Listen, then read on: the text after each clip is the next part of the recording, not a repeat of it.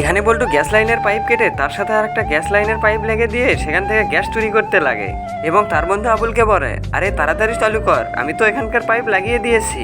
আর তখনই আবুল মেশিন চালু করে সবগুলো গ্যাস সিলিন্ডার এক এক করে ভরতে লাগে। আর এগুলো ভরছে না কেন, তাড়াতাড়ি ভরতে হবে। আর তখনই তো আবুল বাইরে গিয়ে দেখে গ্যাস কোম্পানির কর্মকর্তা সেদিকে আসতেছে।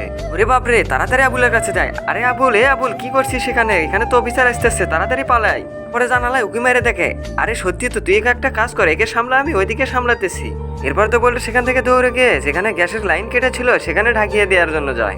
আর লোকটা যেন কিছু বুঝতে না পারে এজন্য দরজায় এসে দাঁড়িয়ে থাকে। তারপর অফিসার খাতায় কিছু লিখে বলে, আরে ভাই, সামনে পাইপটা এভাবে ঢেকে রেখেছেন কেন?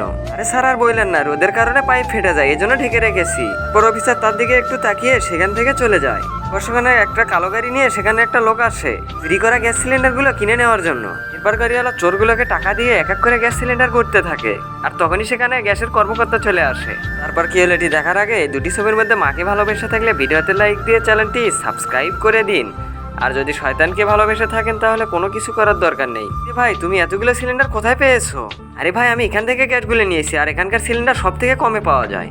তারপরে তো লোকটা সন্দেহ করে সেখানকার কালো কাপড়টা সরে দেখে সেখানকার লাইন কেটে দিয়ে অন্য লাইন লাগিয়ে দেওয়া হয়েছে। এই হারামজাদা চোর, কোথায় পালাবি এখন? ধরেছি তোকে।